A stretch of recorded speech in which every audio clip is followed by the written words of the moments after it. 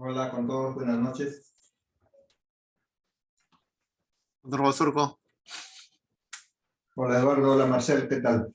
ya salimos de sala. Doctor, ¿cómo le va? Hola Eduardo, ¿cómo estás? Marcel, ¿cómo estás? ¿Qué tal? Ya me quedé largo acá nomás. El tráfico ya no me deja llegar.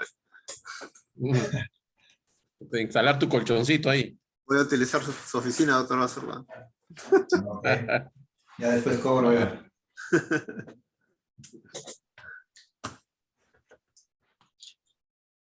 ¿Qué tal, doctor Castelo? ¿Qué tal, Cusco? Bien, bien, Eduardo. Saliendo de una cirugía también un poco larga.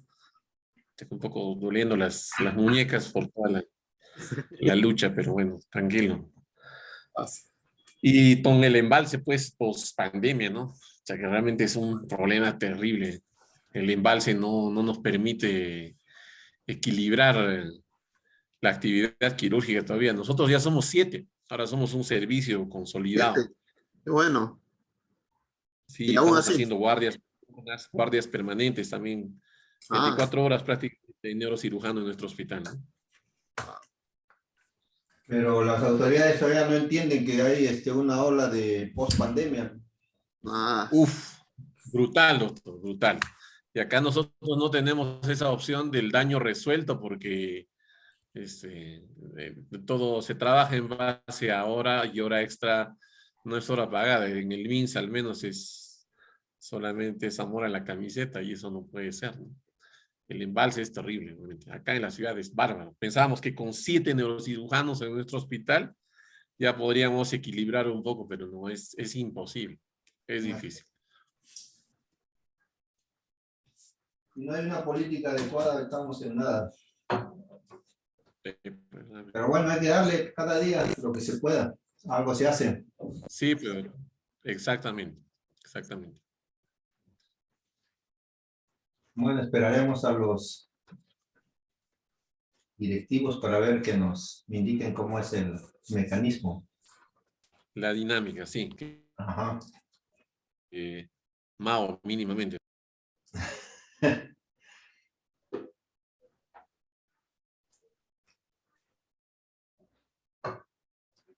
¿el doctor Guiroy todavía no entró?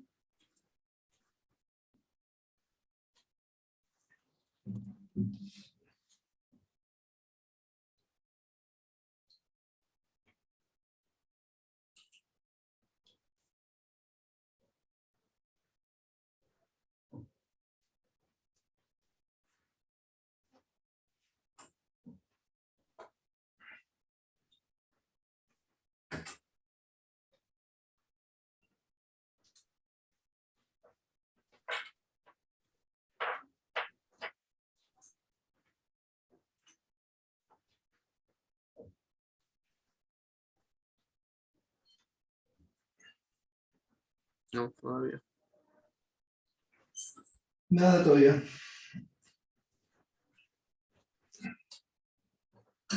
Sí, doctor Basurco, ¿usted corriendo con el doctor Guiroy? No, no, Marcel fue el que Ah, coordinó. doctor. Ah, ya va, cámara.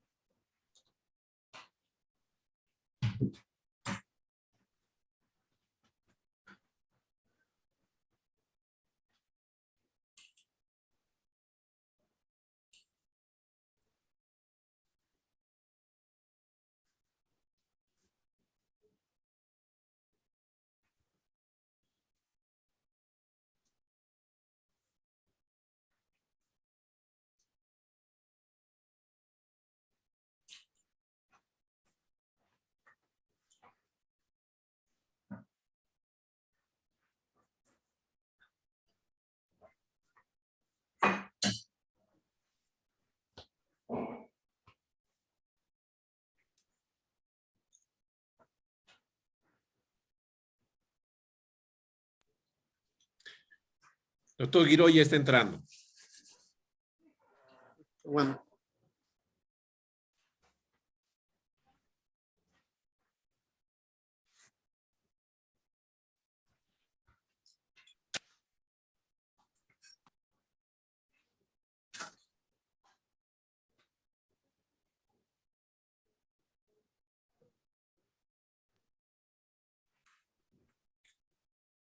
Doctor Alfredo, buenas noches. Buenas noches, ¿cómo están? Doctor Muy Giroy, bueno, agradecido por la gentileza, doctor. Un gusto que me hayan invitado. Un placer estar siempre con los amigos de Perú. Muchas gracias. Doctor Basurco. Doctor Giroy, buenas noches. Encantado de tenerlo. Muchas gracias por estar aquí. Un gusto, el gusto es mío. doctor Giroy, buenas noches. ¿Qué tal? Hola Eduardo, ¿cómo te va? Bien, gracias.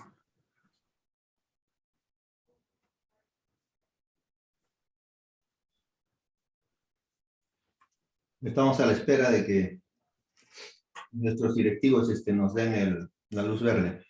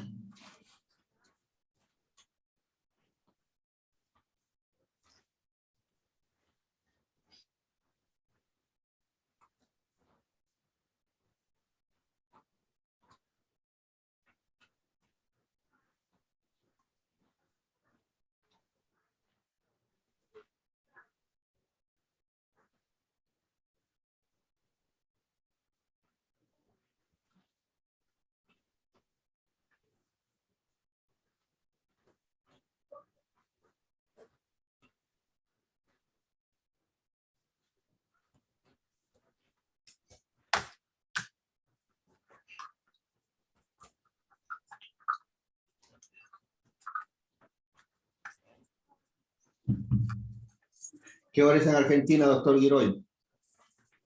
Son las 10:05 y está jugando Boca, así que el país está paralizado. Sí, Lo estamos sacrificando. Wow. ¿De Boca? sí, Boca. Ah, Está jugando contra Corinthians. Ay, haberlo Un sabido clásico, antes, cara. Exacto. un clásico latinoamericano, Boca Corinthians. Claro. Es ah, por la libertad, ¿no? Sí, Libertadores. quedaron Octavos. 0-0 en Brasil, ¿no? 0-0 en Brasil, exactamente.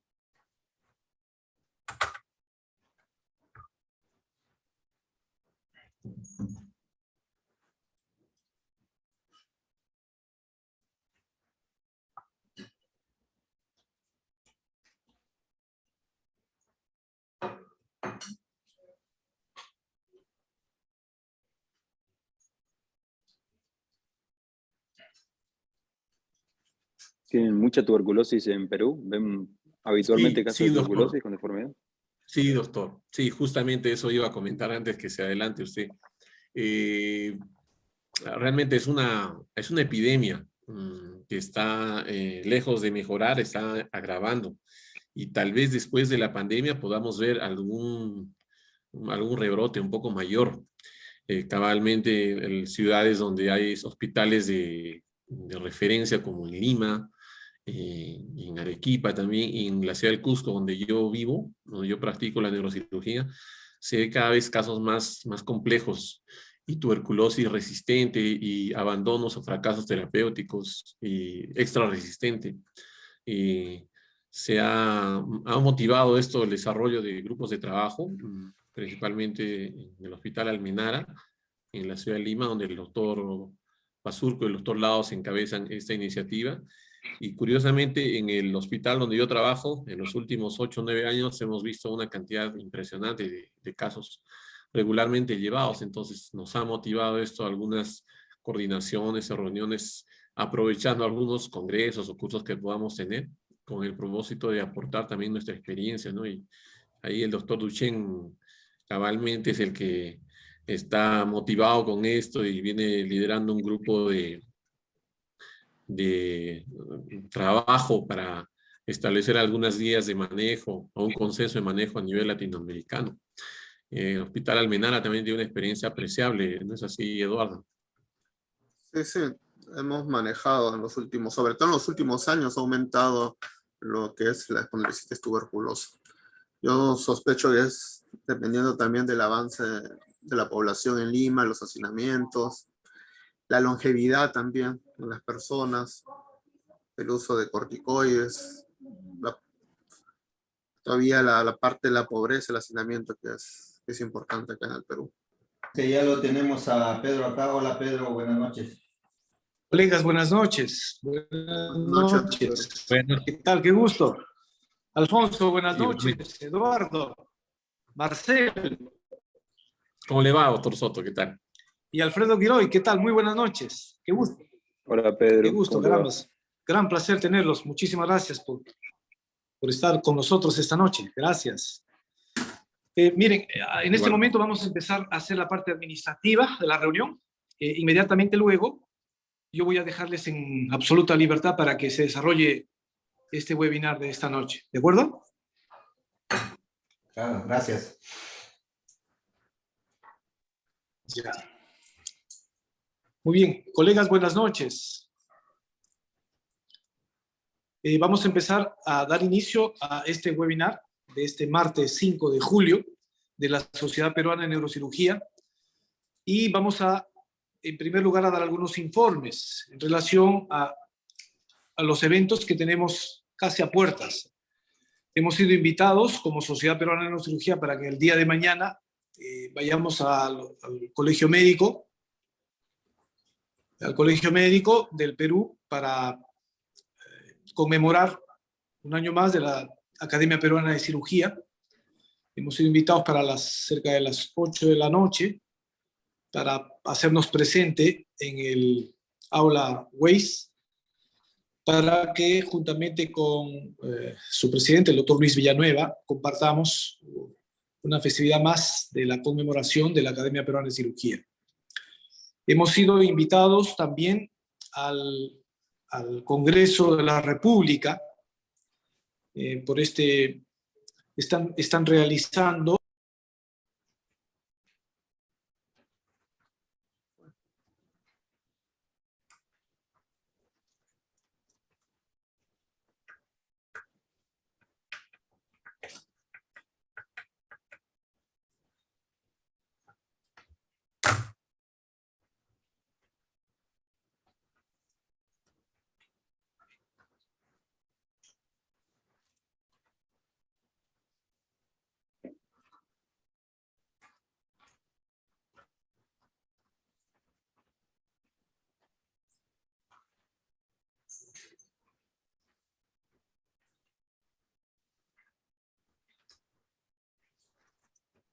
¿Es mi audio o...? No, se fue el doctor. No, se cortó. Se le cortó la señal.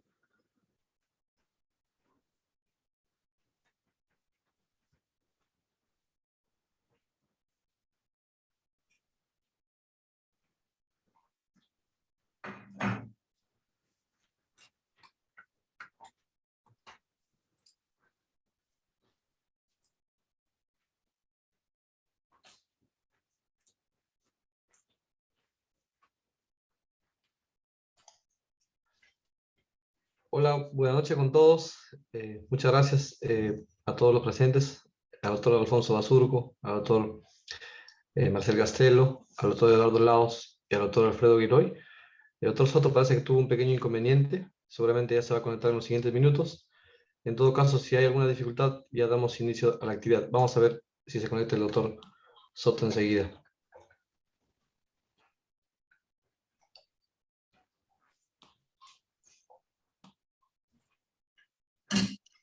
Sí, ya está conectado el doctor Soto. Vamos a dar el paso respectivo.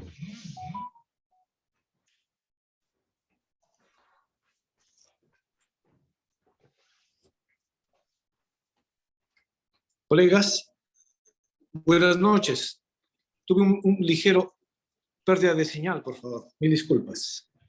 Miren, entonces estábamos hablando que en la parte administrativa de nuestra reunión hemos sido invitados por la Academia Peruana de Cirugía para ir mañana al Colegio Médico a conmemorar un aniversario más de la Academia.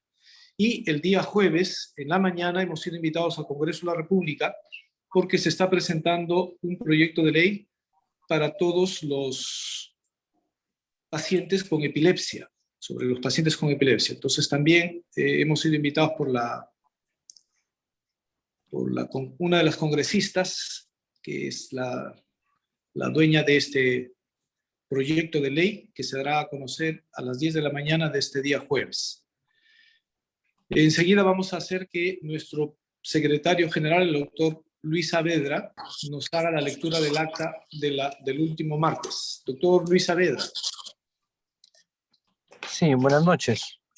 Procedo a la lectura del acta de la 14ª Asamblea Extraordinaria de la Sociedad Peruana de Neurocirugía del 28 de junio del 2022, siendo las 20 horas, se reunieron mediante plataforma virtual Zoom el presidente, doctor Pedro Soto Padilla, el secretario, doctor Luis Saavedra Ramírez, el secretario de Acción Científica, doctor Carlos Vázquez Pérez. La reunión estuvo bajo la conducción del presidente del Consejo Directivo. Se conectaron a esta plataforma 28 participantes. Lectura del acta anterior. Se hizo lectura del acta anterior sin ninguna objeción para luego ser aprobada. Orden del día. La FLAN se envió el documento al WhatsApp institucional donde se hace el pedido de la reapertura de las oficinas de la World Federation para poder coordinar los diferentes centros académicos internacionales y nuevas elecciones donde nuestro candidato, el doctor Tito Perilla, pueda volver a participar. Requisitos para recibir residentes latinoamericanos. Se envió de igual manera el documento al WhatsApp institucional. Pedimos a la FLAN que no solo se precisen los requisitos, sino que también se dicten las características de lo que se quiere obtener y la categorización de las instituciones que quieran recibir residentes latinoamericanos. Invitación a spot y elección de 2 ponentes. Hemos recibido una invitación del comité de columna de la Sociedad Peruana de Ortopedia y Traumatología para participar en su congreso que se realizará el presente año en septiembre, solicitando 2 ponentes, uno para caso clínico y otro para un tema. Informe del curso dictado por Barro. El doctor Cristian Salazar Campos mencionó que gracias al Comité de Neurocirujano Joven se realizó el primer curso internacional de neuroanatomía y abordajes neuroquirúrgicos. Gracias a este curso, el Hospital Barro, a través del doctor Arnaud Benet, se logró un proyecto de conexión hasta el año 2026 con los hospitales del Perú para capacitación teórico-práctica. Este proyecto se inicia el 8 y 9 de julio, que se va a dictar y es totalmente gratuito. El 8 de julio es el segmento teórico en el Colegio Médico del Perú y el 9 de julio es el segmento práctico solo para 20 a 40 participantes en el laboratorio que se encuentra en el hospital. El curso práctico será con maquetas 3D que han sido enviadas de Estados Unidos. La inscripción está basada en responder 52 preguntas para poder evaluar el conocimiento pre y post de este curso. El siguiente paso es ver la neurocirugía en lugares donde se realiza la neurocirugía con muy bajos recursos como Tacna y Madre de Dios. Además, se busca que los residentes del Perú tengan una rotación en el Hospital Barro, pero como residentes en el año en el que van y no como observadores, porque el Hospital Barro nos está brindando cursos teórico-prácticos para ponernos a la par del nivel de exigencia de ese nivel. El traslado de los residentes va a ser totalmente gratuito. El Hospital Barro está apostando por el Perú, aunque pudo haber escogido otro país de Latinoamérica, pero gracias a todo el trabajo realizado han puesto los ojos en Perú. Temas del Congreso Peruano de Neurocirugía. Nuestro congreso se realizará a finales de octubre de 2023, que estamos realizando la apertura a todos los miembros de nuestra sociedad para expresar los temas principales a tratar en este congreso. El doctor Germán Posadas propone como tema complicaciones y prevención de la cirugía de fosa posterior dentro del simposio Manuel Pizarro Flores. El doctor Germán Posadas felicita a la Junta Directiva y a los ponentes por la gran calidad de la actividad académica de todos los martes de nuestra sociedad. Vuelve a resaltar el curso internacional que se realizó en julio en la unidad de neurocirugía pediátrica del Hospital Rebagliati. El doctor Velospiker felicita al doctor Salazar por todo su esfuerzo en las conexiones con el Hospital Barro. Además, plantea la gestión de la neurocirugía en el Perú como tema a tratar en el Congreso de Neurocirugía y conocer la realidad de la neurocirugía en todos los rincones del Perú. Ver la importancia de implementación de los hospitales y ver la proyección de los hospitales a nivel internacional, haciendo una categorización de los hospitales. El doctor Vázquez invita a todos los colegas para que se sumen a la proyección del Congreso Peruano de Neurocirugía con aportes y sugerencias en coordinaciones y ponentes con la finalidad de lograr un congreso de alta calidad y con la integración de todos los colegas neurocirujanos. Antes de finalizar, se realiza la invitación a una reunión deportiva de confraternidad a todos nuestros miembros que se está planificando con tiempo y a seguir presentando artículos para la revista de nuestra sociedad. Siendo a las 21:05 horas del 28 de junio del 2022, debido a problemas técnicos, se dio por culminada esta asamblea académica de la Sociedad Peruana de Neurocirugía. Doctor Pedro Soto Padilla, presidente. Doctor Luis Saavedra Ramírez, secretario.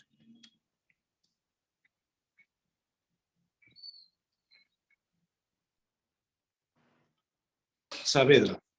Bien, colegas, entonces, ahora sin más, voy a dar pase a nuestro comité del sur para que empiece nuestro webinar con el doctor Marcel Gastelo, que tiene grandes invitados esta noche, el doctor Alfredo Giroy, el doctor Alfonso Basurco, el doctor Eduardo Laos. Adelante, doctor Marcel.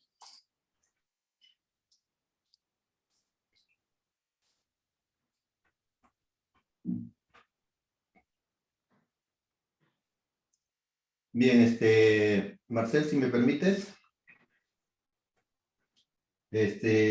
Me han hecho el encargo de ser el moderador de este webinar, por lo cual, lógicamente agradezco.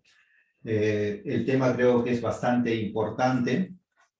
Ya siempre la tuberculosis espinal ha sido un problema en nuestro medio. El SIDA hizo que esto se incremente, se reactualice nuevamente, y creo que esta pandemia está escondiendo una importante cantidad de casos que recién los vamos a descubrir más adelante. Entonces creo que es importante por esto revisar, como se está revisando. Felizmente he visto que en varios foros se está revisando este tema, y creo que es importantísimo, y por eso la felicitación que toque este tema Marcel. Tenemos como invitados como panelista al doctor Giroy de Argentina, que allá es bastante tarde ya y sin embargo está con nosotros. Por eso muchas gracias, muy agradecido por su colaboración, por estar presente, y estamos seguros que su colaboración va a ser muy fructífera para nosotros. Además está el doctor Eduardo Laos, es presidente de ASPECIBE, asistente del servicio de neurotomía columna del Hospital Almenara, y que ya hace un buen tiempo está inmiscuido en este tema de la tuberculosis espinal. Tiene un artículo publicado sobre esto, una revisión excelente, que los invitaría a revisar. Creo que también va a aportar bastante. Y por supuesto nuestro ponente de hoy, el doctor Castelo, un miembro importantísimo de la Sociedad Peruana de Neurocirugía, yo creo. Él ha salido de nuestras canteras, el Hospital Almenara, y estamos muy orgullosos de él porque queríamos que se quede en nuestro hospital. Sin embargo, las circunstancias no se dieron, pero ha salido y afuera sigue demostrando que lo valioso que es. Así es que, sin más, Marcel, adelante, escuchamos tu presentación. Muy agradecido, doctor Alfonso. Buenas noches, doctor Pedro Soto, doctor Carlos Mao, doctor Alfredo Giroy, doctor Eduardo Laos, y a todos los colegas asistentes y residentes participantes en este foro académico de los martes de la Sociedad Peruana de Neurocirugía. Muchas gracias por la gentileza de la invitación. Es un honor para mí compartir brevemente algunos aspectos de la experiencia de esta patología que en este lado del continente, en la costa pacífica, en los países de la costa pacífico y un poco también adentro en Bolivia, por ejemplo, es bastante prevalente y representa la consecuencia de una epidemia mal controlada, una epidemia crónica, mal controlada con muchos aspectos epidemiológicos que vendrían a discutirse en otro momento de reunión académica. Sin embargo, lo que nos compete a nosotros como neurocirujanos y como un poco más de cultores de la cirugía de la columna es ver las consecuencias de esta patología que es la tuberculosis espinal complicada. Para este efecto, vamos a establecer esta agenda que ustedes están apreciando con 4 puntos: introducción, enfoque diagnóstico, estrategias de manejo y algunas conclusiones. Incorporando un poco la casuística que también hemos ido ganando en el tiempo. Es impresionante cómo tan solamente unos meses de diferencia después de habernos reunido y compartir esto con muchos de los neurocirujanos que están aquí, en nuestro hospital tan solamente en estos breves meses hemos operado 3 casos más, y es así que esta casuística va creciendo de manera, yo diría, alarmante. En principio, esta enfermedad representa en la columna vertebral una infección granulomatosa del raquis, evidentemente debido al bacilo de Koch, que inicia generando una destrucción de las placas terminales, los discos y los tejidos vecinos, comprometiendo la estructura del marco espinal, generando un colapso progresivo y una deformidad consecuente. Y esto se traduce clínicamente en un dolor incapacitante y déficit neurológico de una gran variabilidad.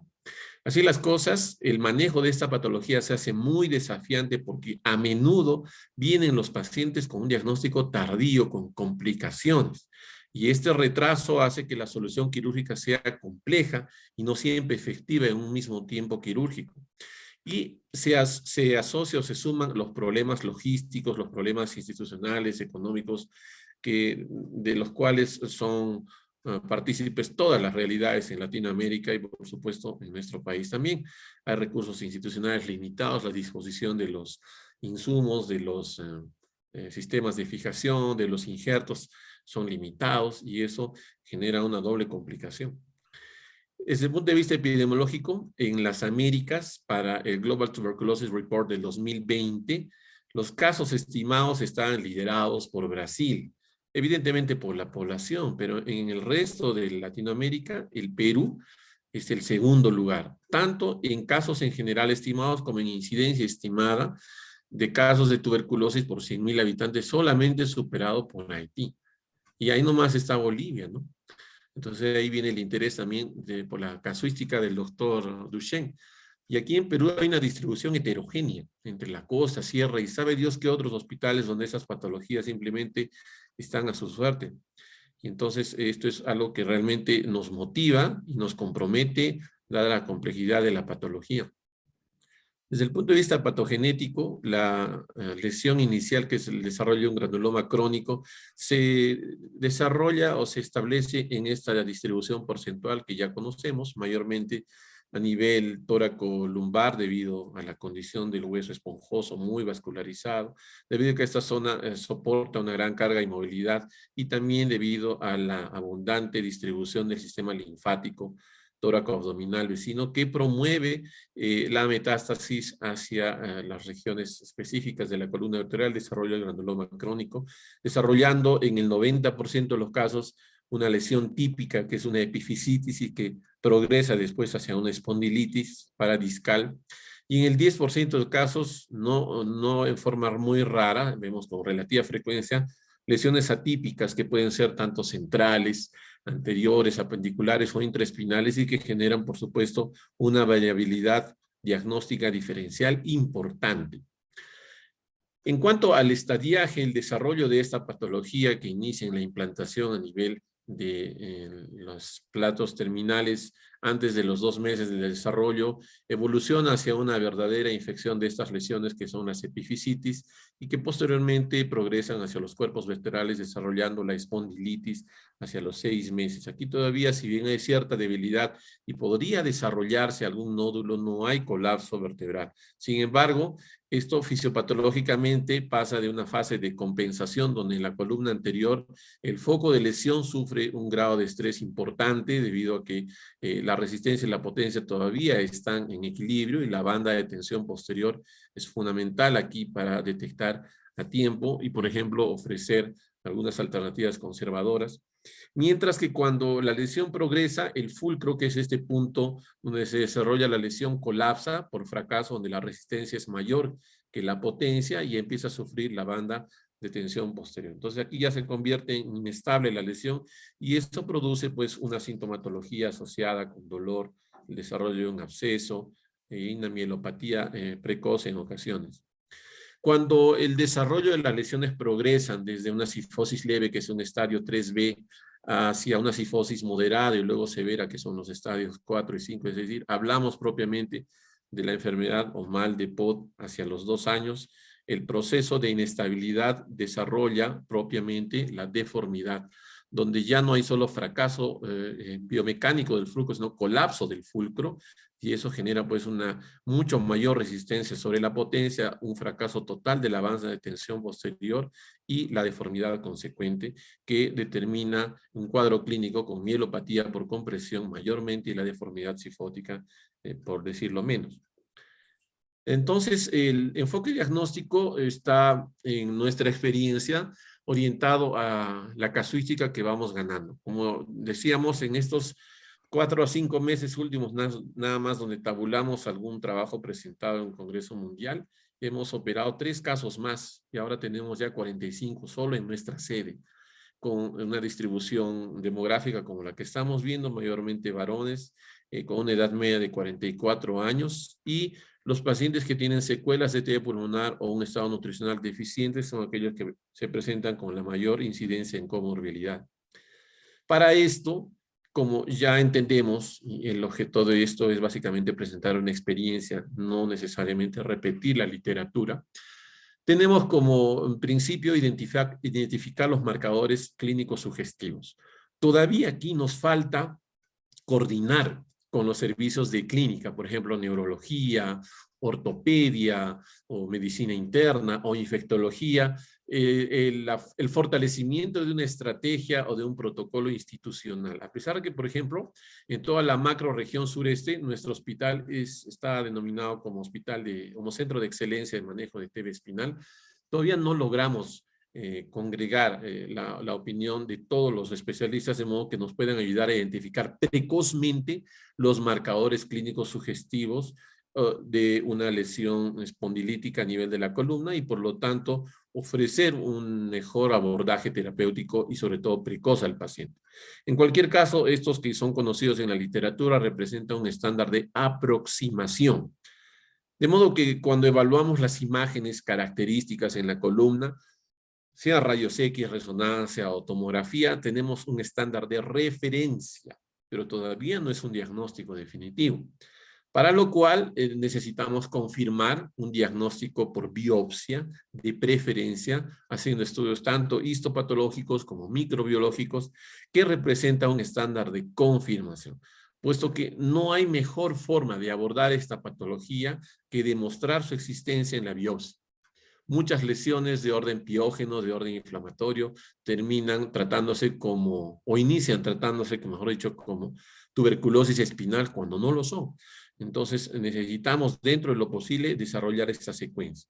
Para esto, por ejemplo, en nuestra experiencia, los síntomas y signos en la fase activa, mayormente el malestar, la pérdida de peso o del apetito, los sudores nocturnos o el dolor espinal incapacitante o la rigidez de orden básicamente muscular se distribuyen en esta frecuencia de presentación, mientras que en la fase cicatrizal o en la fase ya crónica, luego de los 2 años, se presentan alteraciones de la marcha o del movimiento por inmovilidad o un déficit neurológico ya establecido, progresivo, o una deformidad espinal ya definida también, ¿no? Con este patrón de distribución. Estos son los casos, pacientes con abscesos, por ejemplo, torácicos o cervicales o lumbares en la fase activa antes de los 2 años, o la marcha típica, que es la marcha de concejal, por un espasmo de los músculos paraespinales y una proyección de la parte abdominal hacia adelante y una retracción de la cabeza y los hombros hacia atrás. Mientras que en la fase cicatrizal ya se advierten pues nudillos, ojivas o verdaderas jorobas según la evolución clínica. Entonces, en segundo orden, enfocamos ante estos signos de sospecha las imágenes que pueden ayudarnos a confirmar o acercarnos o aproximarnos al diagnóstico, que nos van a permitir determinar la ubicación de la lesión, la extensión de la misma, el grado de deformidad y también el compromiso de tejidos blandos. Entonces, clásicamente, partimos por la radiografía, aunque en ocasiones recibimos pacientes ya con resonancia, y posteriormente para valorar el grado de destrucción ósea y algunos aspectos asociados a inestabilidad y a planificación quirúrgica, vamos a la tomografía, donde, por ejemplo, podemos determinar también aspectos como el balance, etc.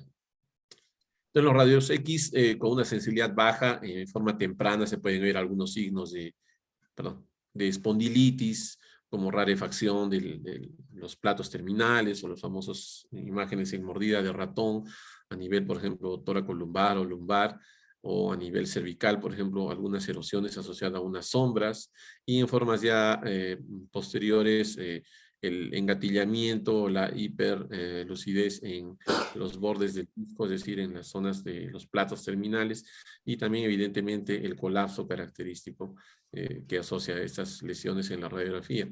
En forma tardía ya se podrá ver un colapso franco, deformidad, o estas lesiones hipoescolióticas que representan estadios ya muy avanzados, así como algunas sombras por erosión de las colecciones blandas, como los abscesos, tanto cervicales, retrofaringios, como paraespinales torácicos.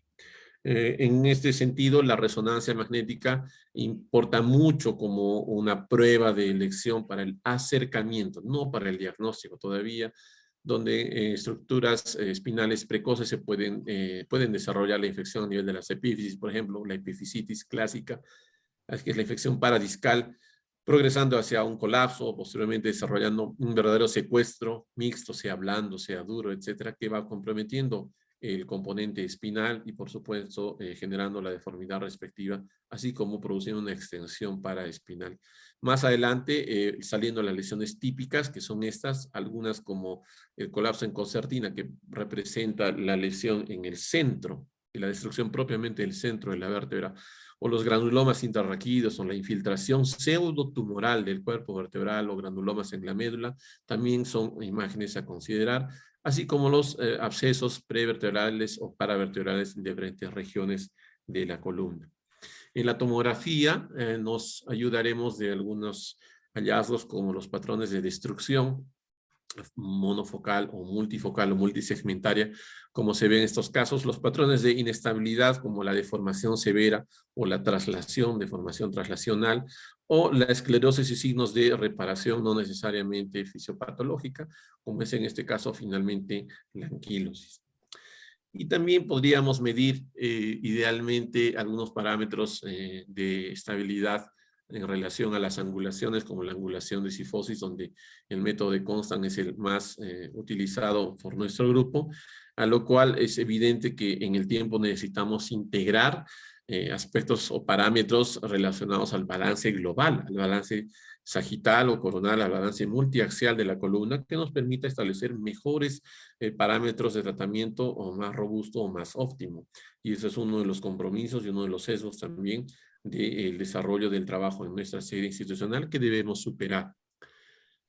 Entonces, en este sentido, vamos al siguiente patrón, que es la confirmación de la lesión. Y por lo tanto, aquí la biopsia es necesaria siempre que sea posible, tanto para efectos de estudios microbiológicos como de estudios histopatológicos. Entonces, la biopsia permite determinar el diagnóstico etiológico, confirmarlo, determinar la resistencia y la sensibilidad al tratamiento antituberculoso, porque puede existir una resistencia primaria o una resistencia secundaria por manipulación terapéutica previa, o por abandono, o por resistencia, y al mismo tiempo descartar diagnósticos diferenciales, como vamos a ver. Entonces se puede partir por el extendido VAR, que es la clásica tinción de Ziel-Nielsen, para lo cual también se requiere algunos criterios específicos que aprendemos, por ejemplo, de los neumólogos, o los cultivos, sea el de Lowensen-Jensen o el fortificado de Bactek, al cual siempre debemos enviar o remitir muestras en cantidad suficiente, o últimamente, en los últimos años, la reacción en cadena polimerasa utilizando la tecnología del GenExpert, que ya la tenemos tanto en el INS como en el Hospital 2 de Mayo, que son nuestros centros de referencia nacional. Así como los estudios de histopatología, donde el desarrollo de un granuloma típico con sus características diferenciales es tremendamente importante. Entonces, el uso de la biopsia evita, por ejemplo, el tratamiento empírico, es decir, la prueba terapéutica sometiendo al paciente a efectos adversos a veces indeseables en caso que no sea tuberculosis o que exista resistencia previa, sea primaria o secundaria. Y, por supuesto, contrae el empeoramiento de la historia natural de la enfermedad. Entonces, la biopsia es súper importante en la necesidad diagnóstica y diferencial de este tipo de patología.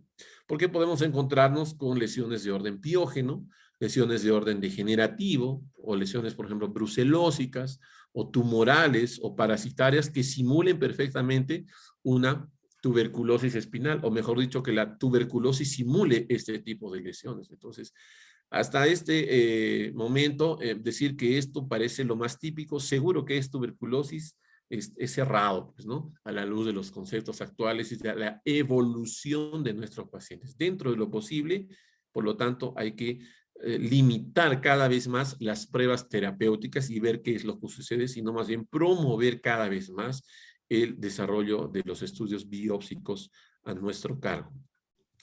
Y las herramientas de laboratorio que se presentan aquí tienen una variabilidad diagnóstica, tanto a nivel microbiológico, histopatológico, de laboratorio, en forma específica o inespecífica, que básicamente frente al estudio de biopsia se quedan limitados, ¿no? Los estudios inmunológicos tienen una variedad institucional y no representan en la evidencia actual un valor crítico de fortalecimiento diagnóstico como son la microbiología y la histopatología con sensibilidades y especificidades bastante elevadas respectivamente. De modo que en nuestro caso o en nuestra serie, por ejemplo, para el abordaje de las lesiones se han utilizado radiografías, casi siempre resonancias y tomografías en la totalidad de los casos y lamentablemente las biopsias que a pesar de que aquí dice 40, uno diría, bueno, de 45 se ha biopsiado 40, no siempre es así. Las preoperatorias solo han sido 12, de 45, en las posoperatorias 28, evidentemente, porque hay que tratar de retirar no solamente la compresión, sino la muestra suficiente para estudio. Entonces, aquí estamos todavía en una deuda porque dentro de lo posible las muestras preoperatorias son súper importantes, ¿no? Y ese es el porcentaje nada más de rendimiento. Las estrategias de manejo desde esta perspectiva están orientadas a catalogar el tipo de lesión espinal que genera la tuberculosis. Desde el punto de vista histopatológico o fisiopatológico, ya habíamos determinado algunas lesiones iniciales y otras tardías. Entonces, podemos, de acuerdo a la información de la literatura, consolidar los casos de TB espinal no complicada en aquel grupo que presente pacientes con síntomas o déficit neurológico muy leve, que no sea limitante, con deformidad o destrucción ligera, que represente una lesión única o de un segmento estable, y con condiciones médicas graves o comorbilidades que hagan complicada la resolución quirúrgica, sometiendo al paciente a potenciales complicaciones posteriores. En esos casos, tratándose de una TB no complicada, sobre todo los dos primeros criterios, se ofrece un manejo conservador, con tratamiento antituberculoso posterior a la biopsia dentro de lo posible, inmovilización y ortesis en formas y en tiempos variables, que puede ser motivo de discusiones, la medicación sintomática según la necesidad, sea analgésicos, o sea vitaminas, o sea reemplazo de hemoglobina, por ejemplo, antianémicos, etcétera, y el monitoreo estricto, que es lo más importante, en lo que más fallamos de repente, hasta por un año, por lo menos, que es el tiempo en el que podemos seguir regularmente a los pacientes. Sin embargo, deberíamos comprometerlos o comprometernos nosotros a establecer estrategias de seguimiento más específicas para conocer más de la evolución de esta patología.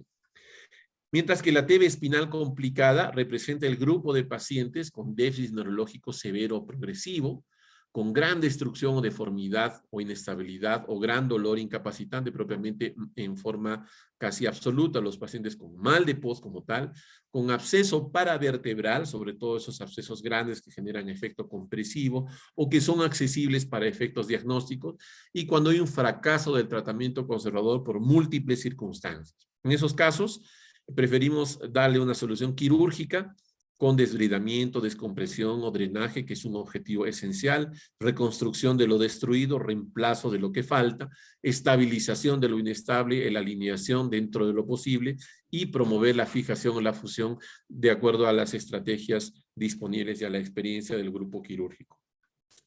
De modo que las indicaciones también pueden estar orientadas a diversos tipos de clasificación. Hay sistemas de clasificación antiguas, desde Kumar, del doctor Atul Goyal, el sistema de clasificación de Tully, que son sistemas, por ejemplo, hindúes, donde la casuística realmente es brutal. El 90% de la casuística o de las publicaciones, perdón, mundiales de tuberculosis espinal es de grupos hindúes y chinos, sobre todo hindúes. O los sistemas recientes o más recientes, por ejemplo, mixtos, donde participa también el doctor Vaccaro, como el sistema GATA, y muchos otros que se pueden adaptar a diversas escuelas de manejo. Hay un sistema pakistaní, también últimamente hay una publicación del mes de marzo que está en el SPINE, que se parece al sistema del SINS para ver el grado de estabilidad de acuerdo a la destrucción, etcétera, ¿no? Entonces, por lo tanto, no hay un consenso establecido. Cada sistema podría ser un poco más amigable que el otro, podría ser un poco más aplicable a nuestra realidad. Lo importante es determinar en esencia los criterios de estabilidad o inestabilidad, los criterios necesarios para acceder a una cirugía en forma aleatoria, pero que busque un objetivo final en los pacientes.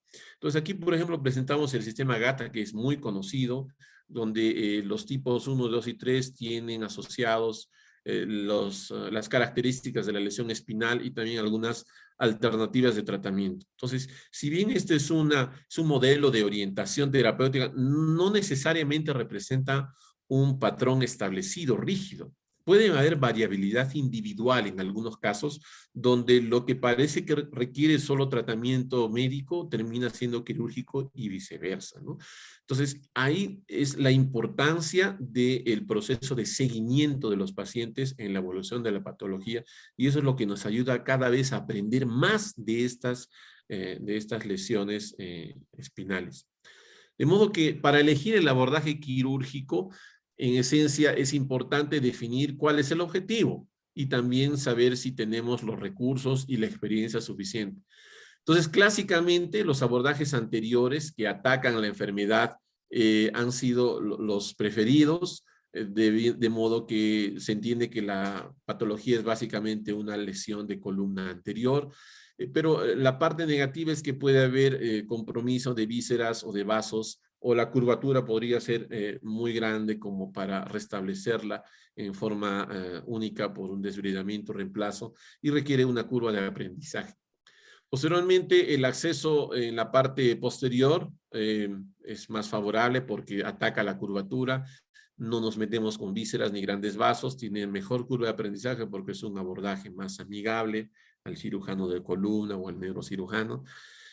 Pero queda la duda o que genera mucha discusión si esto ataca la enfermedad, si retira la enfermedad, si debrida la enfermedad. Y después, en el tiempo se han desarrollado otros abordajes que son interesantes, como los abordajes laterales, para valorar el enfoque sobre la enfermedad, propiamente sobre el cuerpo vertebral, sin afección de vasos o vísceras, con un compromiso relativo o un manejo relativo de la curvatura y una mayor curva de aprendizaje también. Por lo tanto, el mejor abordaje, en conclusión, es aquel que sea factible desde todos esos aspectos: experiencia, conocimiento, curva de aprendizaje, tipo de lesión, etcétera, que sea adecuado, la mejor indicación para el paciente.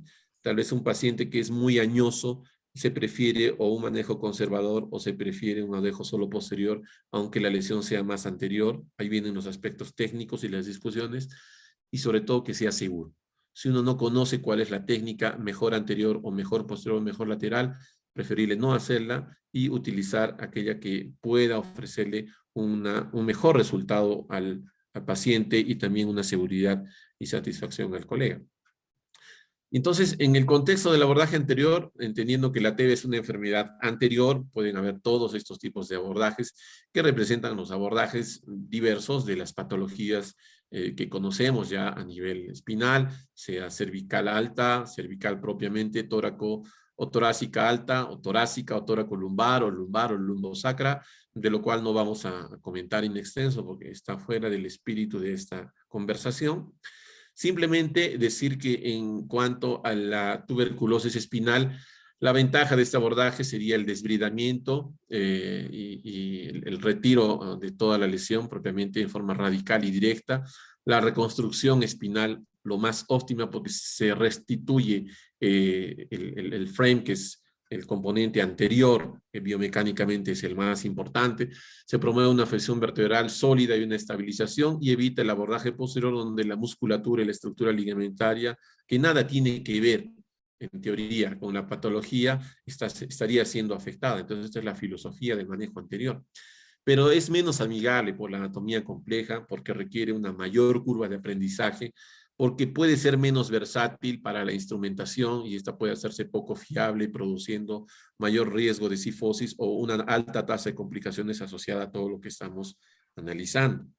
Entonces, los aspectos técnicos empezaron todavía en las últimas décadas del siglo pasado con la técnica de Hudson, que es la técnica de Hong Kong, con el clásico acceso anterior, con un desbridamiento, la disectomía, la corpectomía, la interposición de un injerto óseo, pudiendo aquí agregar o no instrumentación, ¿no? Por ejemplo, en este caso, por una lesión de este tipo, se accede en forma anterior, se hace una gran corpectomía, se realiza injerto costal doble y no se coloca instrumentación. Es una técnica todavía un poco antigua que a corto plazo puede tener buenos resultados, pero durante la evolución no necesariamente.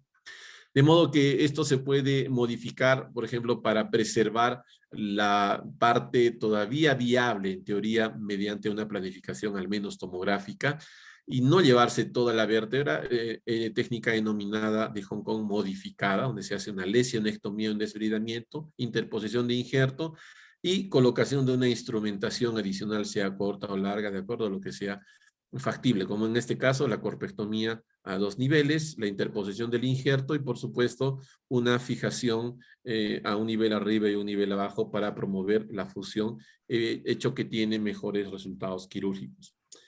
Sin embargo, este abordaje clásico de la técnica de Hong Kong es más adecuada o mejor indicada o más segura para las lesiones cervicales. Aquí tenemos un caso de un paciente con destrucción doble, con una lesión, con un varón, perdón, de 26 años, dolor severo, en Frankel C, con una TB en estadio 4, C5, C6, es un GATA 3, con un desbalance importante de este nivel y que ha recibido tratamiento 3 meses sin biopsia. Ahí está el problema, ¿no? De dar una prueba terapéutica donde fue necesario hacer un abordaje cervical anterior o anterior lateral clásico conocido con la corpectomía a 2 niveles, C5 y C6, la interposición de un injerto metálico y la fijación complementaria y para darle mucha más estabilidad a los tornillos posteriores con el resultado tomográfico al tiempo.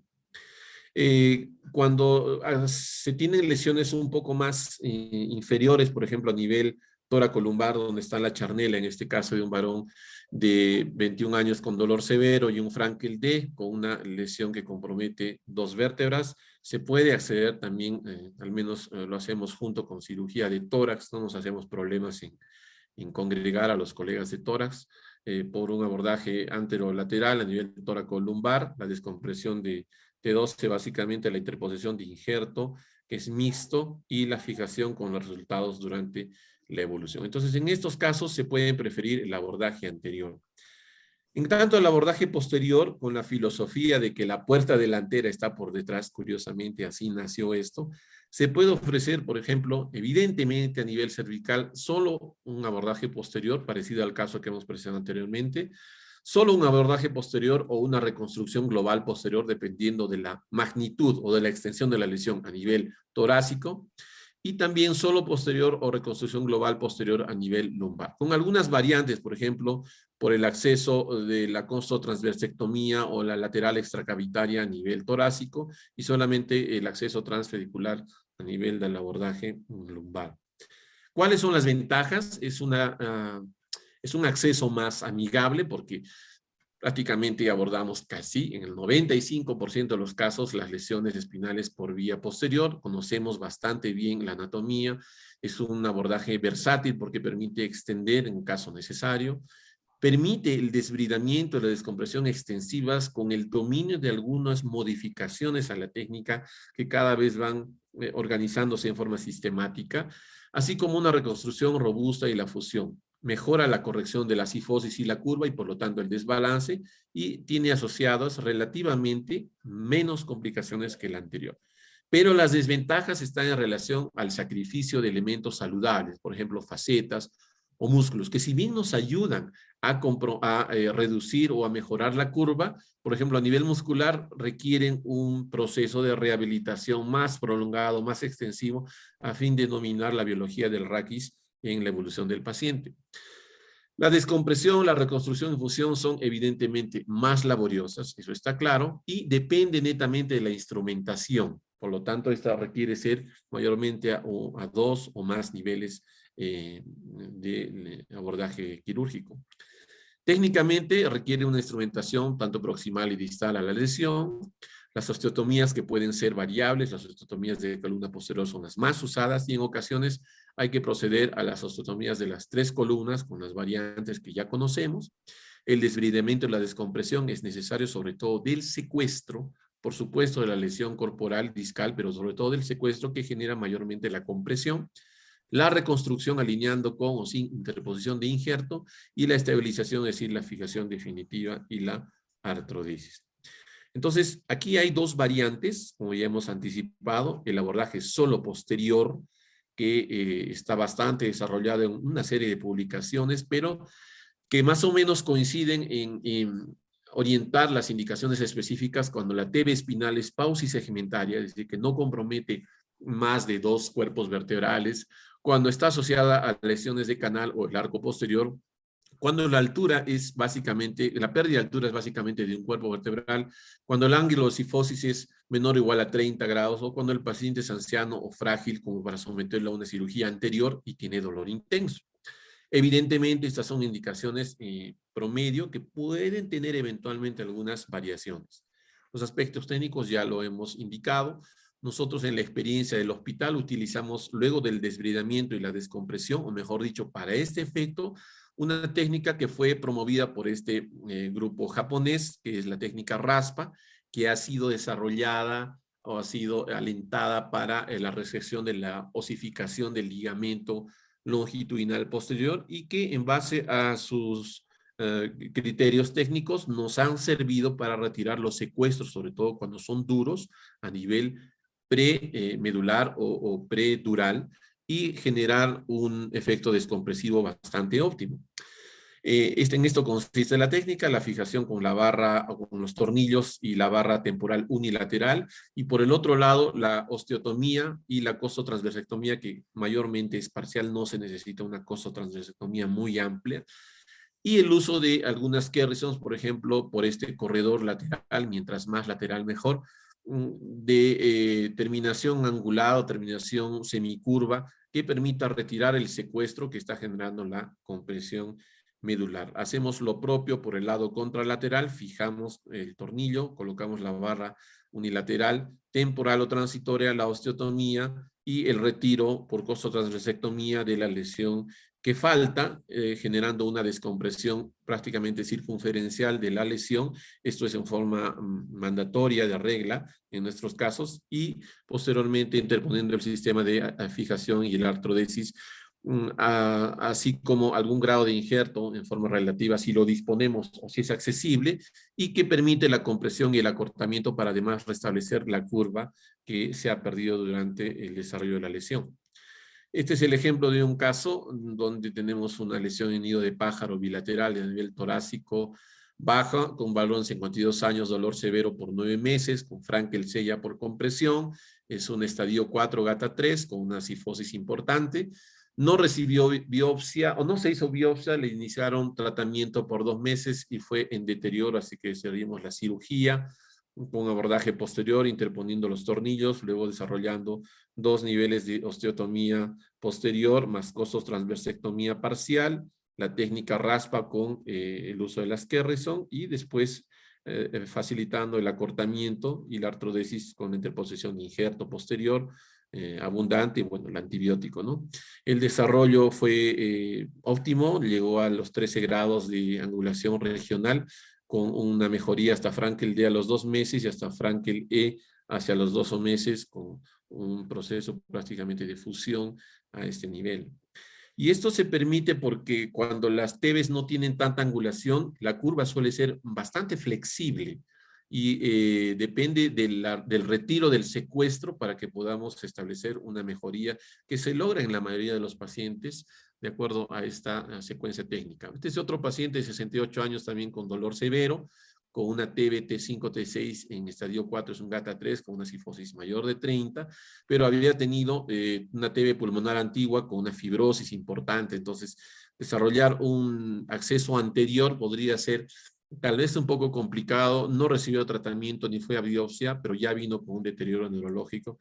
Decidimos un abordaje posterior con instrumentación larga de T2 a T9, laminectomía, osteotomía posterior en 2 niveles, hicimos una Smith-Petersen y después colocamos, después de la técnica de raspa y la descompresión, el sistema de tornillos y luego la compresión promoviendo la fusión. Este es el global de la fusión, el injerto masivo que utilizamos en la mayoría de estos pacientes, y la mejoría fue notable, de 31 para 9 grados, con una costotransversectomía parcial, también para el desarrollo de la técnica raspa. A los 7 meses ya una fusión apreciable y al año una resolución, una cicatrización completa con una recuperación óptima, felizmente, de este paciente. Y finalmente, la alternativa más agresiva representa la reconstrucción global posterior, que está indicada con la TB espinal multisegmentaria adyacente o una enfermedad circunferencial muy destructiva, con más de 2 cuerpos, o 2 o más cuerpos destruidos, un ángulo de cifosis más de 30 grados, y pacientes generalmente relativamente jóvenes con severo déficit o severo dolor asociado. En este caso, a la técnica ya establecida, agregamos la osteotomía de las 3 columnas, además de la osteotomía de columna posterior, sea la osteotomía por sustracción pedicular, la extendida o la resección de columna vertebral. Con mucho cuidado, siempre analizando experiencias previas, revisando la literatura y ganando un poco la curva de aprendizaje en la experiencia. Entonces, el concepto es básicamente hacer una fijación posterior, tanto proximal como distal, haciendo el acceso de la osteotomía posterior y luego de las 3 columnas, debridando, retirando todo el componente, sea en forma total o modificada, e interponiendo un injerto que va a permitir un fulcro, donde a partir de la compresión o el cierre posterior se desarrolla una apertura anterior. Y con eso se reduce bastante bien, en casos de destrucción masiva, la curvatura cifótica patológica en este tipo de pacientes. Este es un primer ejemplo de la secuencia de casos que tenemos con un varón de 53 años, dolor severo de 9 meses con un Frankel C por compresión y una lesión de 2 vértebras con un estadiaje 4. Es un GATA3 con 30 grados de cifosis, con biopsia positiva, pero que a pesar del tratamiento va al deterioro porque ya tenía una destrucción apreciable. Entonces hacemos la instrumentación de T6 a T11 con fijación niveles arriba y niveles abajo, luego la interposición de la barra transitoria, y luego, como se aprecia aquí, por ejemplo, a nivel torácico, accedemos mediante la ligadura de 1 o 2 nervios intercostales, que propiamente no genera ningún problema funcional al paciente, y eso nos permite luego de la costotransversectomía hacer un acceso por ambos lados y la descompresión completa de la lesión con guía radiológica, Smith-Petersen, costotransversectomía y la PSO para generar el espacio suficiente a interponer luego el injerto, que lo resbalamos por el sentido anterolateral y finalmente hacemos la compresión posterior y la apertura anterior con la colocación adecuada de los injertos y la mejoría tanto clínica como del balance del paciente. Este es otro caso de una dama joven con dolor severo por 7 meses que fue a fisioterapia y ozono. Increíblemente hicieron esta radiografía y la consideraron normal, le dieron ozono. No entiendo en qué sentido, pero terminó con esta lesión, un secuestro mixto, blando y duro, con gran compresión, gran cifosis, dolor notable y déficit progresivo, y una destrucción apreciable en las tomografías, como se ve. Entonces decidimos hacer en este caso un abordaje posterior por reconstrucción global con osteotomía de sustracción extendida, la misma secuencia de instrumentación larga, Smith-Petersen, luego la costotransversectomía, la PSO extendida que representa también el retiro de los discos, cuando se retiran 2 niveles, la lesión, palabreos, interposición del injerto, y luego las barras más la compresión, la artrodesis y el cierre finalmente. Este es el preoperatorio de esta dama, y en el posoperatorio teníamos ya 12 grados de cifosis con una corrección importante, liberación total, disco arriba, disco abajo, 2 cuerpos, obviamente el disco infectado, entonces esa es la extendida, y la paciente al mes y al año de evolución, felizmente. Este es un caso final para ya cerrar esta charla, de una dama de 66 años, con una lesión tremendamente destructiva, casi hasta 3 cuerpos vertebrales, con un dolor severo, y llegó en Frankel, y que sin embargo fue a COVID, al área COVID, porque vino además con COVID severo, posiblemente tenía secuela de TB, etcétera, estuvo como 1 mes y medio en área COVID, hasta que se recuperó, y le iniciaron, por supuesto, tratamiento antituberculoso, asumiendo que puede hacer, pero no hubo una biopsia, y en fin, la destrucción era severa, sin ninguna mejoría, era un GATA3 estadio 5, una angulación de 47 grados, con las imágenes que se aprecian en la resonancia. Entonces, procedimos a diseñar la estrategia de una reconstrucción global posterior con costotransversectomía 2 niveles, resección de columna vertebral hasta lo máximo posible, instrumentando de T9 a L2, y el desheredamiento necesitamos 3 Smith-Petersen, las costillas disecadas, aquí costotransversectomía 2 niveles y resección por ambos lados para la interposición del injerto, que aquí se aprecia en esta región con una ligadura de las raíces intercostales que nos permitan la interposición del mismo, luego la fijación y el control radiológico. Esta mujer tuvo 47 grados de angulación que mejoraron hasta 23 grados, no pudimos hacer un mayor acceso.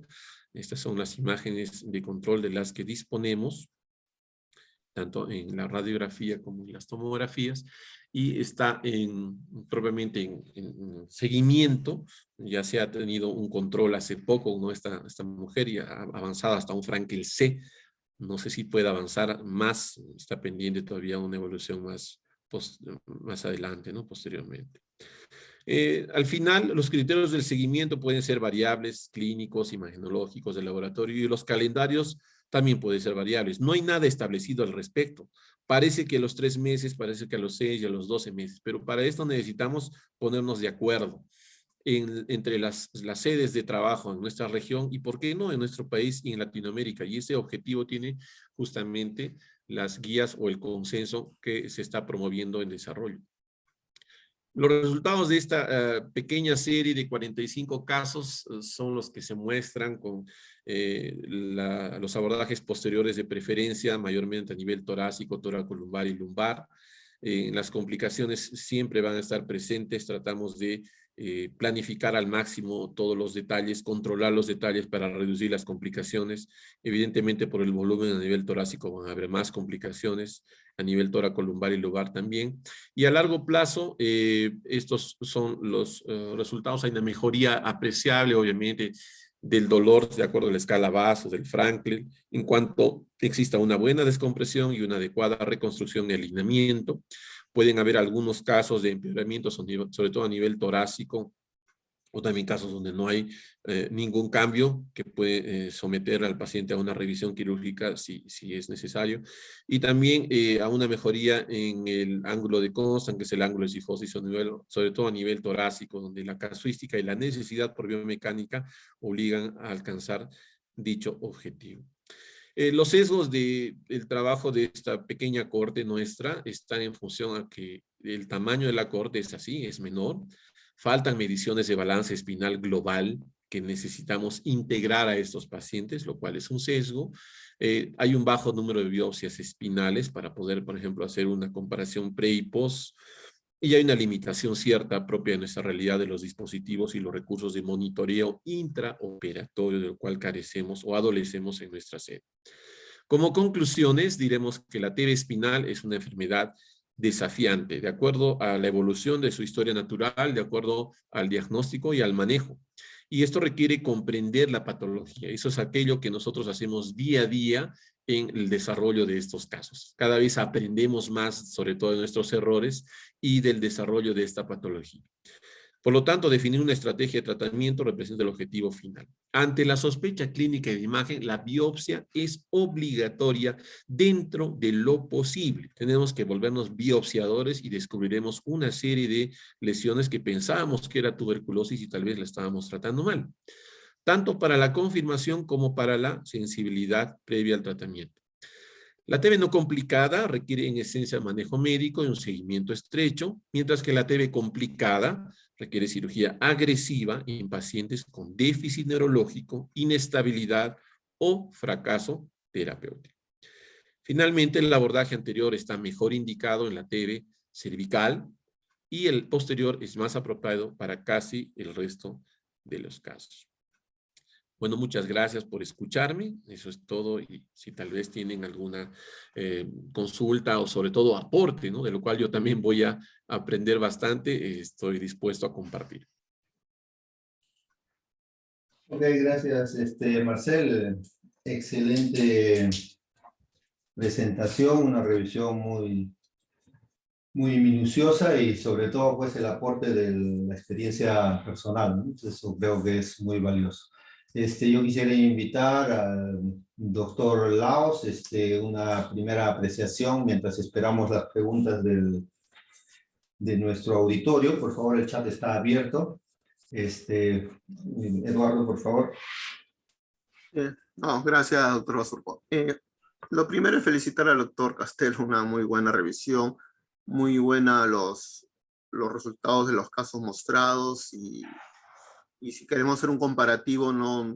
Su casuística en el Cusco en estos 10 años, me parece, no tiene nada que envidiar a hospitales grandes acá en Lima, porque también tenemos tuberculosis, pero por ejemplo en nuestro hospital también en un tiempo un poco menor tenemos incluso un poco menos de casos que hemos operado. Creo que estamos en los últimos 6 años en algo de 35, me parece. Y no tiene que envidiar, tiene unos casos muy complicados y muy provechosos en cuanto a la parte académica y en parte a que felizmente se puede solucionar por los pacientes. Y es justo esa parte que quería recalcar más. Sí, nos falta tener conciencia quizás más de lo que es el síndrome de destrucción vertebral, en este caso tuberculosis, pero también quizás parte de nosotros como cirujanos de columna o neurocirujanos en general en este caso, es hacer algo para que los centros más pequeños adquieran las competencias para no dejar pasar 3, 6, 8, 12 meses a un paciente con dolores, con signos con banderas rojas, ¿no? Desnutrición, VIH, déficits neurológicos, porque lamentablemente no solamente a la Seguridad Social, sino también al Ministerio de Salud, vemos cómo llegan pacientes con una deformidad muy marcada, como ha enseñado el doctor Castelo. Evidentemente, cuando tenemos unos pacientes con una deformidad 60, 70, 80 grados, con déficit neurológico, creo que ahí no hay duda de la necesidad quirúrgica. Creo que esa es la primera enseñanza que nos ha dado, viendo sus casos, el doctor Castelo. Lo segundo es, y eso sí me uno bastante, y eso es un paradigma que estamos cambiando en el país, y que no hace mucho no lo hacíamos, la terapia empírica, que también me uno a que debería estar proscrito. Mientras podamos hacer una biopsia, antes de cualquier cosa, es lo ideal. Si es percutánea, si es abierto, lo que tengamos los recursos, eso debería ser. Y lo dijo bien claro, no terapia empírica, uno, porque quizás no sea, y pierde tiempo en otra cosa, y dos, porque aunque sea, la tasa de multidrogoresistencia en el Perú está aumentando, y con ello va a llegar a lo que es la tuberculosis espinal. Por primera vez en nuestro hospital, el doctor Basurco lo sabe, hemos tenido una tuberculosis espinal multidrogo resistente. Antes yo no había visto. Y era justamente, se le dio, mejoró un poco y luego empezó a los meses a seguir avanzando su enfermedad. Se le hace recién, ya en la cirugía de reconstrucción y todo, y sale, ahora sí, empleando el gene SPER, sale resistente a la rifampicina. Luego de meses salió el cultivo. Entonces, me auno a eso de que tenemos que dejar lo que es la terapia empírica. Evidentemente va a haber casos excepcionales que un paciente que tiene altas comorbilidades, etcétera, vamos a tener que utilizarlo, pero no debería ser nuestro seguir como ha sido años anteriores. Y un tercer punto, mientras seguimos charlando en esto, me parece, en casos no tan complicados como el doctor Castelo, que no hay duda de la cirugía, quizás mencionar que la cirugía va a ser, como dijo, individualizando, pero tenemos que ver dos cosas fundamentales, lo que es el déficit neurológico, pero saber que un déficit neurológico leve puede ir tranquilamente a un tratamiento como debe ir de quimioterapia, o sea, antituberculosos. Salvo que el déficit motor leve se esté produciendo por un fragmento, una jiba interna ósea, que sabemos que con el tratamiento antituberculoso no va a reducir, es más difícil. Pero normalmente va a ser por un acceso y el tratamiento antituberculoso es la primera elección. Ahora, si tengo un tratamiento, un déficit neurológico grado moderado, digamos en Daniels, un Daniels 2, evidentemente, un Daniels 1 peor, debería ser quirúrgico. Y ahí entran en debate varias cosas, ¿no? Si le damos tiempo primero a la quimioterapia antituberculosa, 2-3 semanas para que vaya actuando y baje la respuesta inflamatoria, como los chinos han sugerido, bueno, los científicos chinos, los cirujanos de columna chinos, esperar 2-3 semanas o por lo menos a que baje la velocidad de cementación lobular hasta menos de 40. Por ejemplo, ellos proponen. Pero en otras partes, ahí nada más cerca a la India, nada, ellos de frente, lo hacen sin tanto esperar.